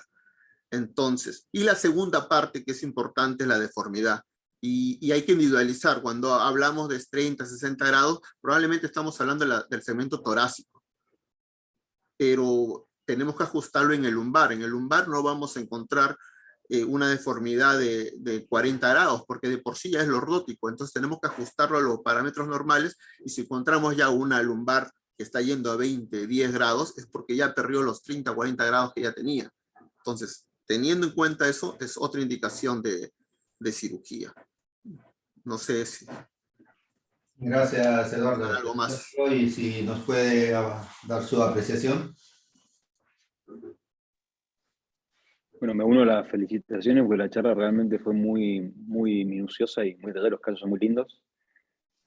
Hago hincapié en el tema biopsia. Creo que el tema biopsia no solo para tuberculosis, sino para cualquier lesión en el cual uno desconoce la etiología, la biopsia es fundamental para definir un tratamiento. Punto 2, que por ahí no se charló tanto, en pacientes con déficit neurológico, evitar las descompresiones simples en tuberculosis. Vemos mucha laminectomía en pacientes con tuberculosis que termina en deformidad por la tuberculosis y por la iatrogenia de la cirugía. Entonces, si vamos a hacer cirugía en pacientes con déficit neurológico, tiene que ser instrumentada la cirugía. Como bien hizo en la conclusión Marcel, creo que hoy la tendencia es, en todo lo que es toracolumbar, hacer vía posterior única, tratar de hacer vía posterior única que nos da acceso a las 3 columnas, y ha empezado a reducirse el uso de la vía anterior por todo lo que mencionó, sobre todo porque son pacientes que habitualmente tienen, por su patología de base, problemas respiratorios, y entrar al tórax en esos pacientes en general no es un buen plan para el postoperatorio. Y por las ventajas que tiene la vía posterior, que uno puede acceder, generalmente son torácicas además, uno puede acceder a las 3 columnas por la vía posterior y tener un muy buen control sagital, que si no hay literatura de largo dato, porque no hay literatura básicamente buena en tuberculosis con outcome de largo plazo, pero las correcciones sagitales tienen un impacto importante en otras patologías, y si el paciente no queda muy bien en el plano sagital, va a usar otras estructuras del cuerpo para compensar ese desbalance sagital, va a usar el cuello, va a usar la pelvis, lo cual va a impactar en el largo plazo de ese paciente. Entonces, planificar muy bien, no solo la descompresión neurológica, que es elemental, sino la estabilización y el largo plazo. Poner tornillo en estos pacientes no alcanza para que fusionen. Necesitamos tener una buena limpieza del lecho, una buena colocación de injerto anterior en compresión, como muy bien mostró Marcel, y en casos que el gap sea muy alto, tratar de compensar por vía posterior poniendo costilla, poniendo injertos largos vascularizados o de cresta griega para tratar de aumentar las tasas de consolidación de esas lesiones. Pero creo que la conferencia fue espectacular. Felicitaciones. Ok, gracias, doctor Giroy. Estamos esperando preguntas. No sé si tienes que agregar algo, Marcel. Sí, doctor. Bueno, muchas gracias en principio a Eduardo por los comentarios tan precisos en función a su experiencia. Realmente quisiera consolidar también algunas preguntas de la sala en relación a lo que ha comentado Eduardo de la biopsia. Por ejemplo, el doctor Cari, a quien lo saludo, mi gran amigo, el doctor Palacios, el doctor Urquizo, hacen preguntas sobre la biopsia. ¿Qué biopsia? ¿Percutánea, abierta? ¿Qué es lo mejor, no? A ver, importante es entender que los granulomas tuberculosos en columna no tienen la cantidad de bacilos tuberculosos que los granulomas tuberculosos en el pulmón, en el riñón, en otras lesiones. Por principio de definición, y algo que hemos aprendido en la revisión de la literatura y en nuestra experiencia, estas lesiones son, con ese término que le gusta mucho usar a Eduardo, paucibacilares, ¿no? Son paucibacilares. Uno hace un extendido de la muestra y le pone la coloración Ciel-Nielsen, no hay bacilos. Solamente un 20-25% tiene rendimiento. Incluso los cultivos. Por ejemplo, los cultivos clásicos, el Ogawa, que era el medio de huevo, o Lowenstein-Jensen, que son los cultivos clásicos, tienen un rendimiento que está apenas entre el 40-50%. Entonces, hay otros medios como el MH170 o el Bactec, que son fortificados, que le dan un poco más de comidita al bicho y entonces sube un poco el rendimiento.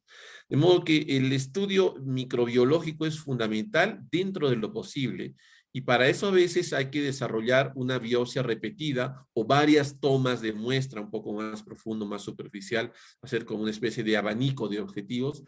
Y cuando hay fracaso en la biopsia, no hay rendimiento, no debemos dudar en hacer una biopsia abierta.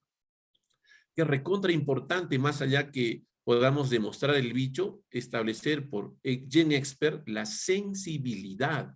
Es tremendamente crucial la sensibilidad y la resistencia tanto a rifampicina como a isoniazida. Podemos utilizar un esquema sensible pensando que, y en realidad requiere un esquema individualizado, con canamicina, capromicina, ciprofloxacina, etc. Entonces, fundamental es hacer la biopsia. Si hay duda o hay un pobre rendimiento, se puede repetir la biopsia o es preferible hacer una biopsia mínimamente invasiva, abierta, sea por endoscopía, sea por un mini open, por ejemplo, abierto, para obtener la mayor muestra posible. Y en las biopsias percutáneas tratamos de no usar más, por ejemplo, el Trucut. No usamos el Trucut. Lo hacemos con la aguja de verteroplastía y hay algunas agujas un poco más gruesas donde incluso podemos a través de introducir una pequeña pinza de los otorrinos, delgadita, un grasper, y tomar la cantidad de muestra necesaria. Entonces, en ese sentido viene el comentario a la biopsia, ¿no? Y lo otro sobre la resistencia. Es un problema para nosotros definir la resistencia porque obedece a una estrategia de programa. Como ha dicho Eduardo, la resistencia, la multiresistencia está establecida ya en lugares, por ejemplo, donde el Hospital Almenara tienen toda el armamentario microbiológico, nuestro medio, ¿no?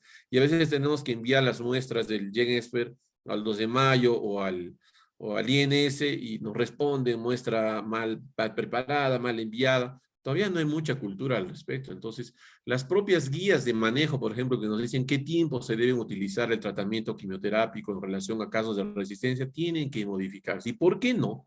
Nosotros como, entre comillas, los que manejamos más esta todos los que manejamos más esta patología en el Perú tenemos que aportar, ¿no? Para que las guías tengan un criterio de respuesta un poco más sólido. Ok, gracias, Marcel. Y al respecto yo quería hacerle la pregunta al doctor Giroy. ¿Ustedes que la biopsia la hacen percutánea o directa? ¿Qué prefieren o hay alguna tendencia al respecto? Empezamos con percutánea, la hacemos por vía radioscópica en quirófano. Si se ve bien en la radiografía, si no, hacemos en tomografía. Lesiones que son accesibles, por ejemplo, cuando son T2, T3, lesiones que son inaccesibles radioscópicamente, las hacemos por tomografía. Cuando son visibles en la radioscopía, los hacemos en quirófano. Usamos una aguja de 8G, una aguja bien gruesa, con un sistema que tiene un CAT interno, como si fuera una aguja para hacer veteroplastía, pero tiene un canal de trabajo que es de 8G, que es grueso, y adentro de esa aguja entra otra aguja que uno gira adentro y corta un taco de hueso. En general dan muestras de tacos bastante interesantes. Tratamos de entrar siempre por el pedículo de la vértebra inferior en sentido ascendente hacia el disco, tratando de no entrar por el triángulo de seguridad, ni por el disco, ni tener riesgo de lesión radicular. Entramos siempre por los huesos. Y el rédito diagnóstico es un poquito más alto. Hicimos un trabajo comparativo de esto, no especialmente en tuberculosis, en infecciones en general, y las agujas tradicionales, que son de 11G, tenían un 20% de rédito diagnóstico, y las de 8G tienen un 45% de rédito diagnóstico. O sea que el tamaño en esto importa, como en otras cosas de la vida, y tratamos de hacer usar agujas siempre lo más grandes posible. Si el extendido inicial y el 100 Nielsen no tienen ningún signo de bacilo y el paciente no encontramos ningún germen rápido, y apura neurológicamente, hacemos una biopsia abierta, si no esperamos el resultado ejecutivo. Ok, gracias. Creo que sí. Sí. Justo Bueno. lo que mencionaba también el doctor Palacios y el doctor Edwin, me parece. Si en nuestro hospital, ustedes saben, nosotros, por la casuística que tenemos en general de todo, lo que hacemos a veces es, los de medicina, decirle que lo vayan haciendo en radiología intervencionista. Pero ahí sí, nuestro rendimiento es bien bajo, por no decir casi nulo. Y muchas veces lo tenemos que hacer nosotros en una segunda, o si no lo hacemos abierto de acuerdo a lo que queremos, porque si ya el paciente está con una cirugía, con una paraplegia reciente, ya hacemos todo de una vez. Pero es importante que lo haga el cirujano, más que el radiología intervencionista. Uno, por la experiencia que ya empezaron a comentar, que es una aguja pausivacilares, tienen que haber buena muestra, y la dirección de la muestra. Mientras el radiología intervencionista muestra una foto que entra bien bonito al pedículo, a la vértebra, pero se queda en el centro, evidentemente no, que nosotros tenemos que dirigirnos es cerca a los emplays, para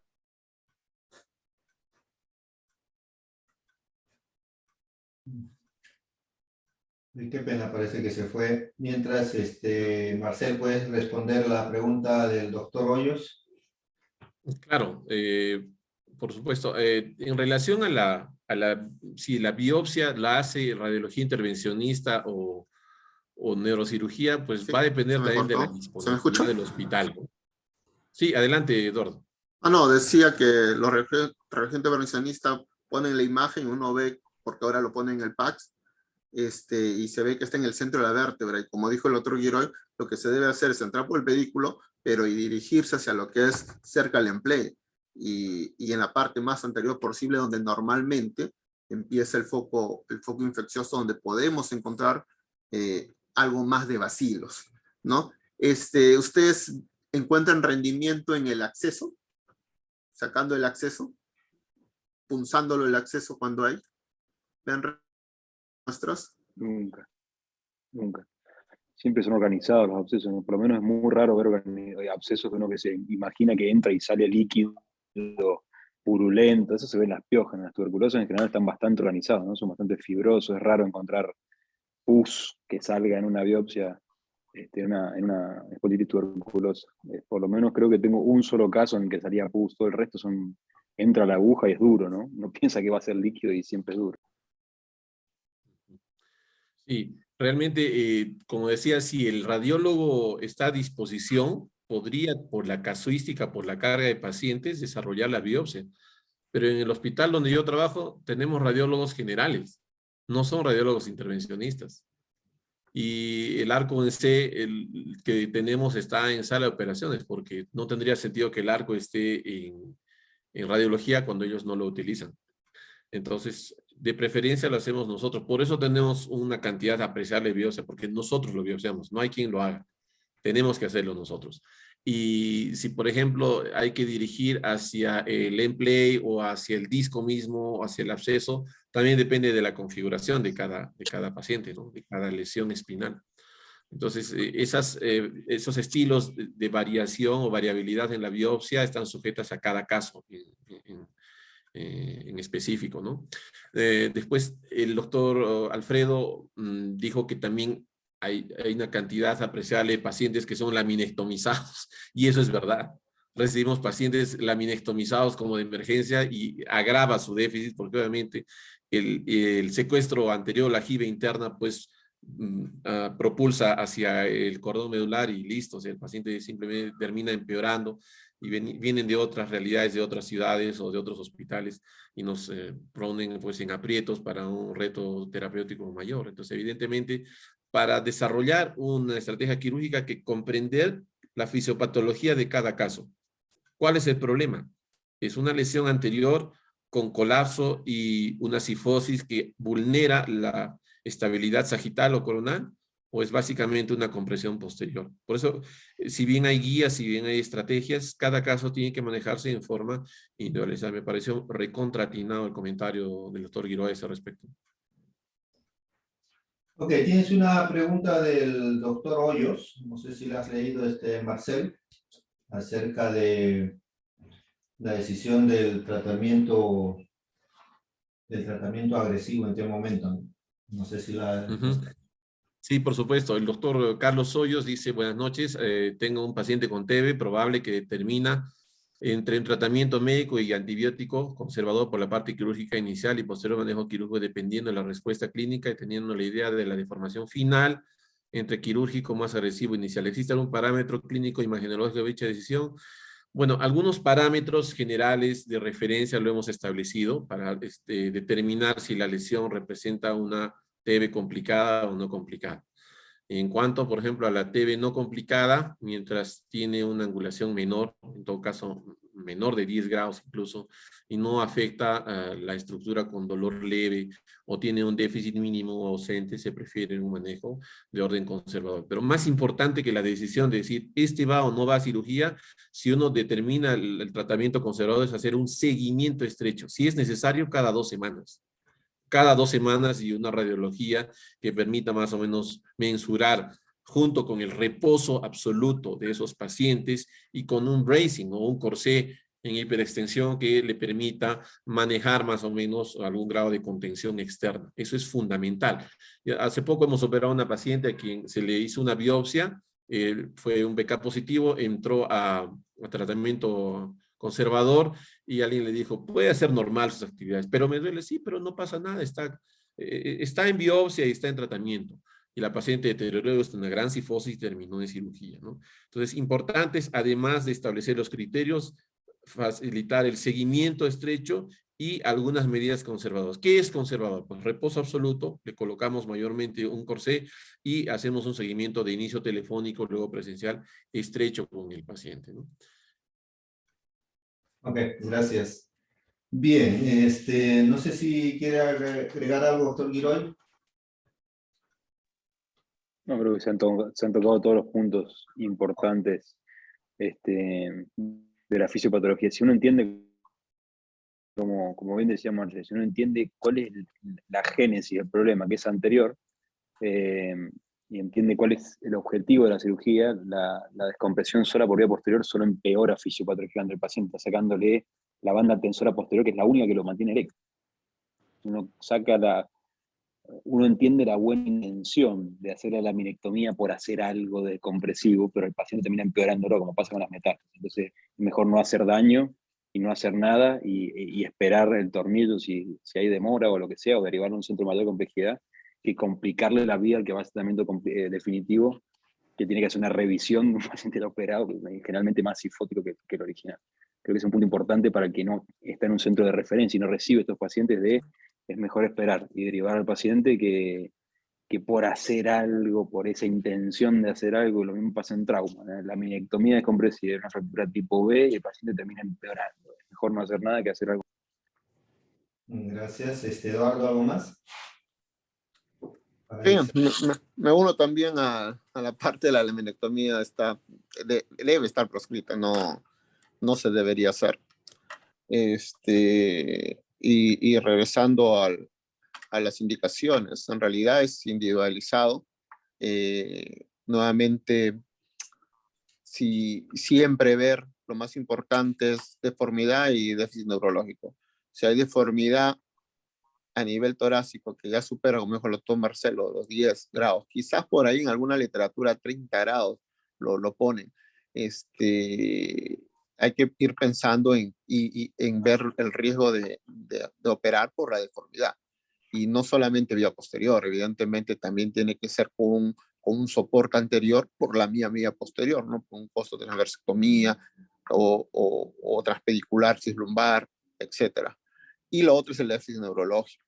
El déficit neurológico moderado o severo debe ir a tratamiento quirúrgico. Y ahí hay una pregunta que quizás lo he mencionado anteriormente de un participante, si le damos tratamiento antituberculoso antes de operar o cuánto tiempo. Lo dijo el doctor Marcel, es variable en la literatura.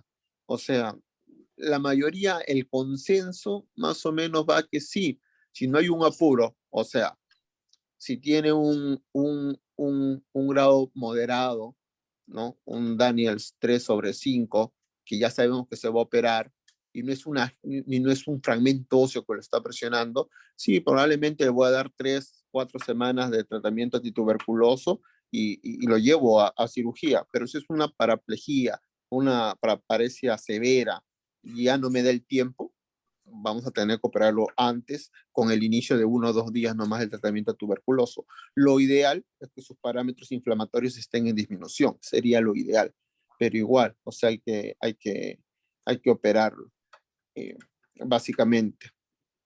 Y lo otro que iba a mencionar es justamente en el pronóstico, en el seguimiento de estos pacientes. Sí es cierto que hay también un montón de variedad, pero más o menos lo que nosotros vemos es que a las 4 semanas de tratamiento, después de una cirugía que igual se le tiene que dar la misma cantidad de días, de meses, el tratamiento de antituberculoso, salvo por ahí alguna literatura que dice que se puede hacer solo 6 meses, pero el consenso sigue siendo de 9 a 12 meses. Sí, o sea, nosotros sí no tomamos resonancia, salvo déficit neurológico agregado, en los primeros por lo menos 6 meses. Eso sí lo dejamos porque sabemos que podemos equivocarnos con la fase de reparación y no tanto con una fase de mayor inflamación en la resonancia. Pero eso lo dejamos. Y más nos vemos en las primeras semanas con la disminución de por lo menos el 50% del PCR, del BCG, y la mejoría clínica como parámetros más fidedignos, entre comillas, para ver la evolución, ¿no? Y recién, si todo va bien, el control de resonancia a los 6 meses por lo menos, e incluso lo podemos demorar, si todo va bien, hasta los 8 meses, con el objetivo de a veces comparar con el neumólogo, que es el que le da al último, el infectólogo, el tratamiento antituberculoso, si a los 12 meses ya vamos a parar, ¿no? Vamos a parar el tratamiento, que es casi lo que siempre sucede. Rara vez, cuando a los 12 meses hay una resonancia con algo de componente inflamatorio que nos cursa duda y no se ha completamente normalizado, que es bien raro el PCR, rara vez por acuerdo lo llevamos hasta los 15, 18 meses, pero bien raro en cuanto a eso. Ok, yo creo que si es que de esta reunión sacamos la importancia de la biopsia, creo que hemos ganado bastante. Creo que eso lo debemos difundir, lo debemos generalizar, en especial para tuberculosis y tanto para, como dijo el doctor Giroy, para toda lesión que esté desconocida, saber a qué nos estamos enfrentando y según eso planificar el manejo que vamos a hacer. Entonces, primer punto, creo que lo de la biopsia es fundamental y es un aporte que no debemos dejarlo pasar. De otro lado, yo sugeriría que adoptemos ya el manejo de la biopsia percutánea nosotros también, porque pues el criterio es distinto, ¿no? No es solo llegar al objetivo, sino saber de qué estamos tratando, a dónde debemos obtener la muestra. Entonces, eso creo que es algo que tenemos que corregir.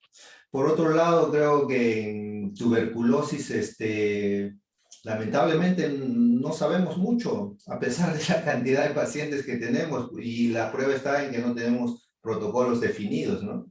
Y como se ha dicho, los estudios son en otro lado, India, China, y si ustedes ven la literatura anglosajona, todas son referencia a un caso en particular, a propósito de un caso, a propósito de un caso. Entonces, la cantidad de casuística que nosotros es importante, y sería importante que nos reunamos y hagamos un protocolo nuestro, ¿no? A ver si esa idea la podemos difundir y podemos hacer. Hay interés en la región, en los otros países, de tratar de hacer esto, pero si acá en el Perú hacemos algo más focalizado, podríamos aportar mucho más. Creo que eso es importante. Nuevamente, Marcel, felicitarte, una excelente exposición, unos excelentes casos, sigue trabajando así. Siempre hemos tenido orgullo del alumno que ha salido de nuestra cantera. Te felicito. Y nada más, yo creo que aquí vamos a dar por terminada esta reunión, que creo que ha sido muy fructífera. Agradecemos a la sociedad por habernos convocado. No sé si las palabras finales del doctor Laos. No, igualmente, otra vez felicitar al doctor Castelo. Como dije al principio, nada que envidiar a los hospitales de Lima, tiene una casuística grande y con casos muy complejos de tuberculosis espinal y con resultados satisfactorios para lo que necesita la población con el que él maneja. Agradecer a la Sociedad Peruana de Cirugía, agradecer a usted, doctor Basurco, y agradecer de todas maneras a la importante siempre colaboración con la parte académica peruana, el doctor Giroy, que siempre nos acompaña. No es la primera ni va a ser la última vez probablemente que nos comparte sus conocimientos. Gracias. Doctor Giroy, sus palabras. No, realmente fue una noche en la que aprendí mucho. Está, para que ustedes me tengan acá mientras Boca está pateando penales, porque significa que estuvo buena la conferencia. Uy, en penales. Creo que eso dice mucho. 0-0. Qué pena haber interrumpido. Así que realmente la conferencia fue realmente muy buena y con gusto. Cuando ustedes quieran, yo siempre estoy.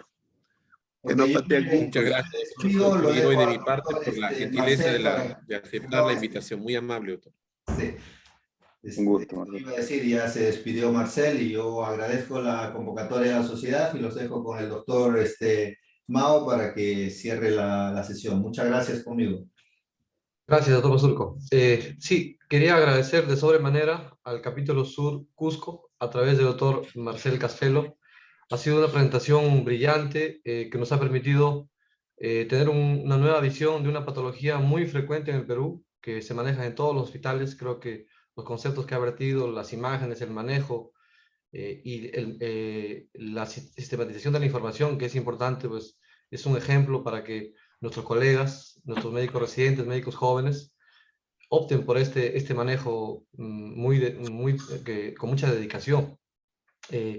A nombre de la Sociedad Peruana de Neurocirugía, nuevamente, doctor Marcel, nuestras felicitaciones, nuestro agradecimiento por ayudarnos a que cada martes tengamos actividades académicas de manera permanente. Al doctor Basurco, por darnos también el apoyo y dirigir esta sesión de la mejor manera. Al doctor Eduardo Laos también por sus comentarios muy acertados. Y al doctor Alfredo Giroy por su también brillante presentación como invitado extranjero. de un país hermano. Y nuestro agradecimiento a todos los que estuvieron esta noche con nosotros. Gracias por darse un tiempo, gracias por permitir que la sociedad se mantenga siempre unida. El siguiente martes tenemos la presentación del capítulo Norte Cajamarca. Van a presentar un caso clínico, esperamos también contar con su participación de todos ustedes. Una vez más, gracias a todos, a nombre de la Junta Directiva, y buenas noches. Hasta luego. Adiós. Gracias. Gracias. Buenas noches. Adiós. Muchas Nos gracias. vemos.